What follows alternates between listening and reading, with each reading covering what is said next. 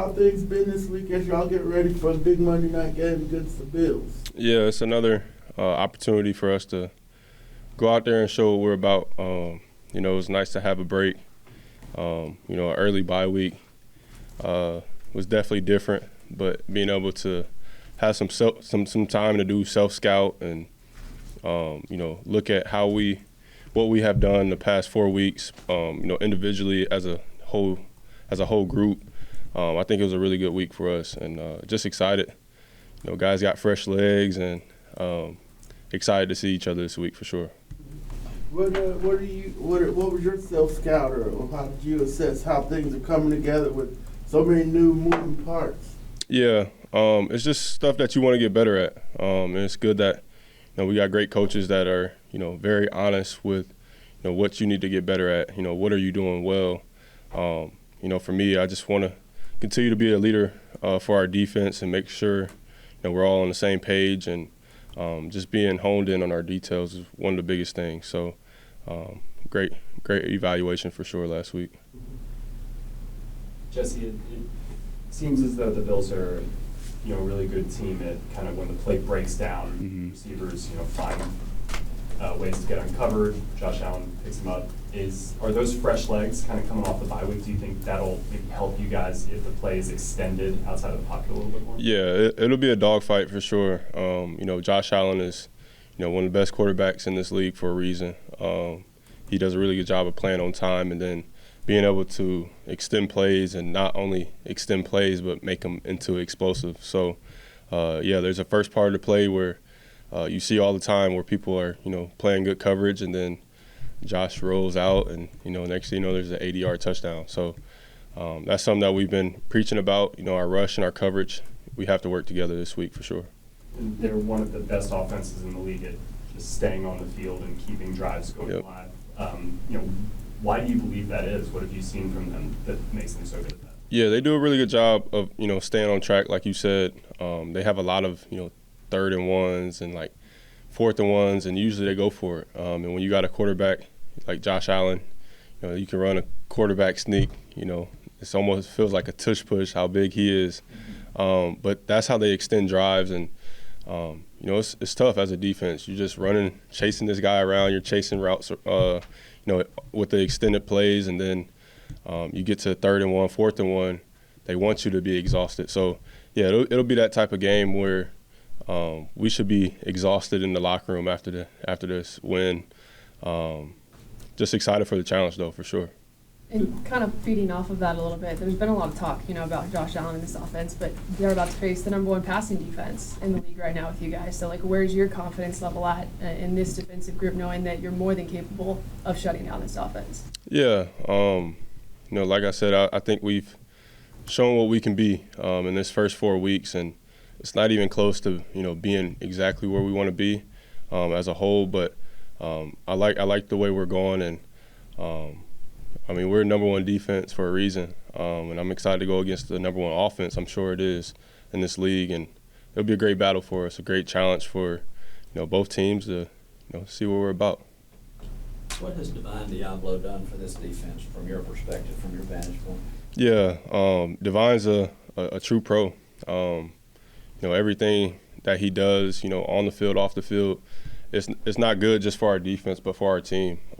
For guys to watch how he goes about his weeks and his routine, that's what you look at as a professional. And week 1, I remember he texted me like, "How can I help you? How can I help you play faster? If there's anything that comes up, shoot me a text, send me a video. What comes up if you're ever watching film." And that's what type of stuff that makes you a really good defense, when you got guys like that that's wanting to help other guys, not just his job, do his job, but help other guys, help their job, make it easier for them. And then obviously you guys see on the tape, he's taking away the dig windows. He's filling up the in the run game. He's done a really good job of sticking it up in there and just continue to play physical. As a linebacker, you usually hear a lot of guys talk about, you got to fit the run. And Divine does a really good job of fitting the run, and then also in play pass does a really good job of getting his depth. And it's good to see as a DB, as a safety, you don't have to dive down on digs when you got Divine, Deablo. We always make fun of him. He's kind of like that car dealership thing that goes like that. That's just how, he's his wingspan and just a big dude. And like I said, he's just even better person for sure. Do you see that during plays that discourage certain throws? Just how much space he takes up there? Yeah, absolutely. It shows in practice, and then you get in the game, it's the same thing. He's always in that window, so I can trust that he's going to be there. And it helps us play faster on the back end, helps the corners know they have some insulation in that dig window. So, he's done a hell of a job for sure. Jessie, this is our first chance to talk to you after Xavier was named NFL Defensive Rookie of the Month. Was there anything that stands out to you the most, maybe about his play or your partnership working with him from his first 4 games? Yeah, I've said it before that the kid's IQ is on another level. The way he's very poised. We're very similar in our characteristics and how we go about ourselves. It wasn't very surprising to me, honestly. I knew what X was about, how rangy he was, and just to see him continue to show it. I remember being a rookie and just trying to give him as much game as I can and make him feel comfortable out there. And at this point, shoot, they gotta stop throwing at X. They can start throwing at me, So that's just how it is, and I'm excited for him. And if he can do it 1 month, he can continue to do that and have a hell of a career in this league. So I'm super proud of him. As a brother, as a teammate, that's my young boy. That's what I call him. So I'm excited for him. My last one is a little bit of a nerdy one, but I noticed it looked like Ty Johnson against New England kind of lined up in a little bit of an offset, kind of like Josh Allen was on one hash, he's on the other hash. Yep. I feel like I've noticed Bijan kind of in a similar. From your perspective as a safety, like, what does that alignment do? Yeah.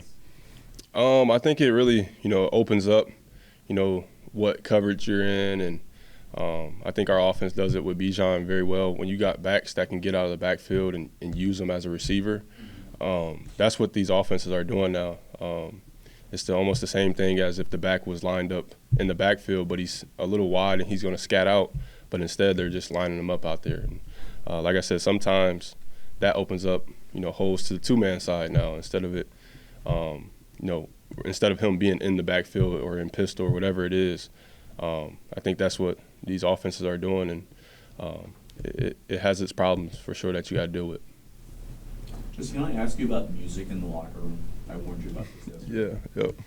How does it work? Is it a democratic process? Like, who chooses what songs to play? Who chooses the vibe of that day? How does that work? Yeah, it varies. I think during OTAs and stuff, they're like, rookies don't touch the aux cord and stuff. But it's a little bit more looser when you're going throughout the season. Whoever's in there first, whoever puts on the music, I think that kind of sets the tone for the vibe for the day. If somebody's playing some type of slow music, then there's going to be guys going up there adding the cue, playing slow music. If there's some hype music, YN music, then it's going to continue to be that. So that's just, the vibe of our locker room. I think we have you don't know what you're going to hear in there. You might hear some slow R&B music. You might hear some rap. You might hear some country. But I feel like we all do a good job of respecting each other and what we want to hear. And but yeah, I would say Mooney is probably the best DJ for sure. Okay, very, very versatile. Okay. Yeah. So Keeps everybody happy, yeah, for sure. Who's the worst? Probably Kobe Bryant, yeah, Kobe. Oh. Why? It's just young cats, they just want to listen to the rah-rah all day. Whether it's 7 a.m., whether it's noon, they want to listen to the same type of music, and I can't get down with that. So what does Kobe put on at 7 a.m. that you're like, I can't? Yeah, it's the young boy stuff. That's what the younger guys are on. Yeah. Hype music all day. Okay.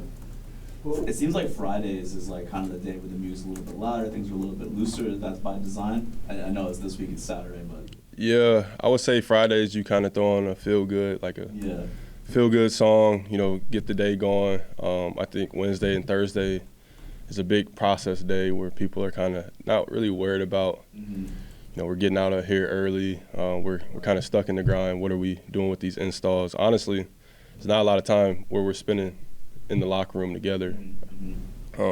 But Fridays, I feel like we get a good amount of time before practice, and guys are just kind of vibing, want to turn up the music a little bit, and getting closer to game day, so that always helps as well. You had said a few weeks ago that James Pierce Jr. he's a rookie, but he's not afraid to grab the aux Yep. and make his changes. Is he the only rookie that does that? Is that okay with everybody else? Like, how does that hierarchy work? Yeah. Honestly, I think a lot of the older guys, they don't have a lot of energy to just keep going up there. And it's like Kobe and James Pierce, they like the same person every day. And no matter what time it is, they're up there. And, it's good to just have music on, hanging out in the locker room. So, yeah. Feel good to have AJ back out there, up and running, especially for this game. Yeah, we'll see. He's on the right track, I think. Hopefully we'll have him out there, this week. And obviously that's one of our top dogs in the secondary. And but I do think Deablo has done a really good job of stepping in and playing at a high level as well. How was your bye week? It was good. Chance to chill a little bit? Got a chance to chill a little bit. Obviously, go back, watch film from around the league. Those are things that we look at every week, like common themes around the league, penalties, situational ball, and then obviously get the chance to spend time with the fam at home and help out with the kids at school and stuff, and help out at their elementary school, middle school. So, other than that, just been chilling, man. Getting ready to go. So that had to be there's a lot going on with special teams around the league right now. That had to be a lot of work. Oh yeah, it's each and every week. D-Led, we all watch film on themes around the league because it's great for our players to learn from their peers from around the league, whether it's good situations, average situations, kids will say mid situations, or negative situations. Being able to look at those situations, the good, the so-so, the ugly, and being able to learn from those things, because eventually on special teams, there's not a lot of plays per se and a lot in the games, but every play is a situation. You're able to learn from those. So when you do get those situations, now you're able to understand, your players understand the why and be able to go out there and execute. Hodge, will he be able to take on all his roles? It looks like he's back now. We'll see. Had a good day of work yesterday. We'll get on the field in a little bit, but we'll see. But, I do give a lot of credit to our guys 2 weeks ago, DeMarco, Clark Phillips, Natron, Mike Ford has been doing a hell of a job. Those guys, a lot of those guys stepped in, and even David Seals jumping in on punt return. So it was by committee, but again, give a lot of credit to Clark Phillips going out there and playing gunner for us and being in a position where he could force a muff. And then obviously Mike Ford has been doing his thing at the gunner spot and playing the 5 on kickoff and showing up. So very, very proud of those guys, and our guys understand the next man mentality when it comes to each and every week. Our depth charts and our rosters are going to change on special teams. So our guys are pumped up and they're ready to go, and we have an exciting challenge this week versus Buffalo. And Natron had a big return. I think the returners did better from the week before. Is that accurate? Oh, for sure. Yeah, it's just when you make the great decisions and you have urgency to get to the football, now you're able to come alive with the football, D-Led. And, big credit to those guys. Each and every week we're working different situations, different kicks, different footballs, hang time, low hang time, ball on the ground. And, you talk about the Carolina game, it was 2 plays where the ball's on the ground and we didn't execute on that play. But that doesn't define how we play on special teams, how we play as a return unit. And you see when they tried to hit a dirty ball to him, he caught it on the run and got vertical and did a great job with it. Unfortunately, we had to re-kick. Still trying to figure out what that was about. But guys, next play mentality. Ray went out there and he had a good return. So very proud of those guys playing that game and being clean with their blocks when it comes to playing the game penalty-free versus a physical Washington team. And how has their returners been Shakur and Samuel, I guess, and Yeah. Ty Johnson? So Ty Johnson and Samuel are the kickoff returners. Ty Johnson's a physical runner. Had the pleasure to work with him for 2 years in Detroit when we drafted him out of Maryland. Physical returner, does a good job running behind the shoulder pads, running his feet through contact and arm tackles. So population is going to be key when it comes to Ty Johnson. And then Samuel he's been in the league for a while. He's a lot of speed. If you give him vertical creases, he'll take advantage of it. So we had to do a great job versus him, both those kickoff returners like you were talking about.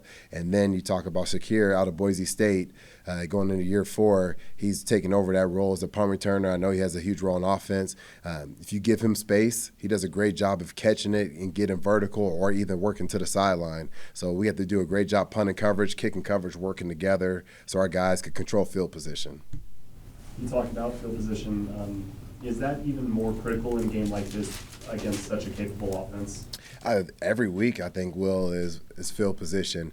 And sometimes you don't even realize how big the field position is until you get like late in the game and you look back like, oh, this happened, this happened, this happened. But as a coverage unit, yes, we want to control field position. Let's say we get into a punt situation. Well, just like the Raiders last year, if we're punting and we're in situations where obviously we want to gain first downs and extend drives as an offense, but if we punt the ball around the logo, can we put them inside the 10-yard line? Because now that kind of limits the offensive playbook. And then it opens up the defensive playbook and now allows us to put more stress on them as a team, as an opponent. So those things are critical when it comes to that. Or as a coverage unit, you're covering kicks on kickoff, and with this play, we're talking about the kickoff play with field position, this play is promoting better field position, correct?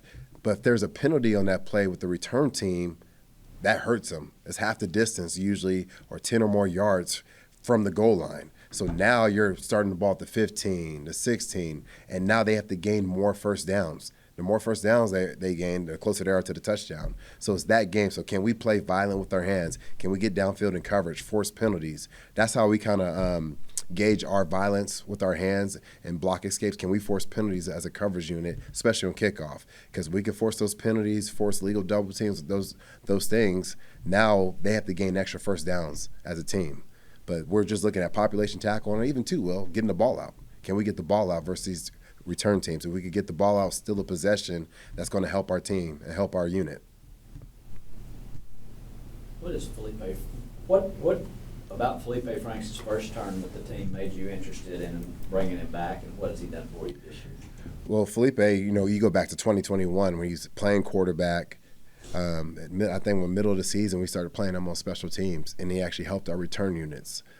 That year, especially with Avery Williams on kickoff return, he led some key blocks for us to get some decent returns as a return unit. But I just look at him as a football player. I know he played quarterback, but he's a dude that is smart, plays with great effort, cares about his team, cares about his teammates, and he wants to do whatever he can to help the team win. And it doesn't matter what position or positions that he plays.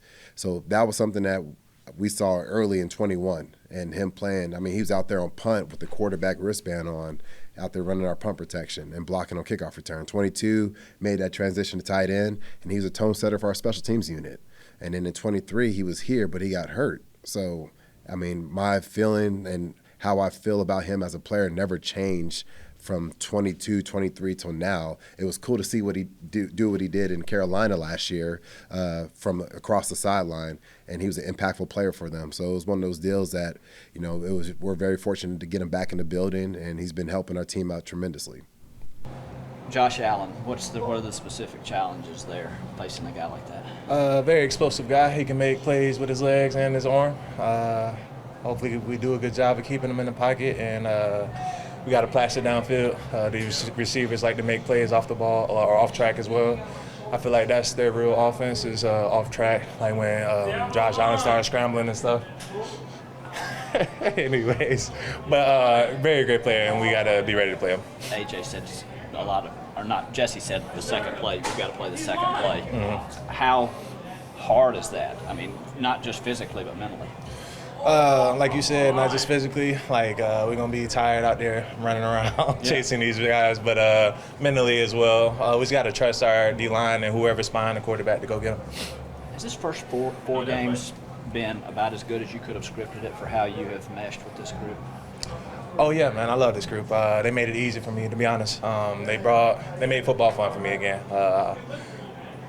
I've enjoyed myself here, and I just appreciate all them guys. And obviously, I just want to keep getting better. How have they done that? Just a brotherhood. They check on me all the time. They actually welcomed me into the locker room. I wasn't afraid to say hey to anybody, but I didn't have to. They all came up to me, saying what's up, introduced themselves, and I just felt like family from jump. So it definitely made a better experience for me. What about the way Brick is coaching you makes you comfortable? He makes it hard for me, actually. He doesn't let me relax at all. He expects A game every day, and I appreciate that 110%. And he brings the best out of me, and I just want to keep doing that for him. A lot of new pieces on this in this defense. Are you in any way surprised that it's meshed together as quickly as it has? I'm not surprised at all, especially the way we work. We come to work every day. We talk to each other like brothers. We even when somebody messes up, we are accountable for each other. Like if Caden messes up, I'm gonna let him know. If I mess up, he'll let me know, and we'll back each other up. So I think the brotherhood is the reason why we play so good.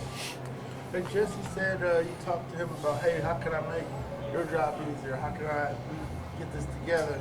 Where'd that come from, and how's that process been? I feel like before the season started, I wanted to talk to Jess. I feel like as a linebacker, if I can make his job easier, the back end can make more plays, as well as the D-line if they can make my job easier. It's just all around. Like we're all one group, and I just want to be the best we can. And I feel like if we're all on the same page, it'll make life easier. What as you all have blended together, where can this go? Where can this go? Honestly, we dream big. Obviously, we focus on one game at a time, though, and every week we want to win. So that's the goal, and hopefully we continue to do that.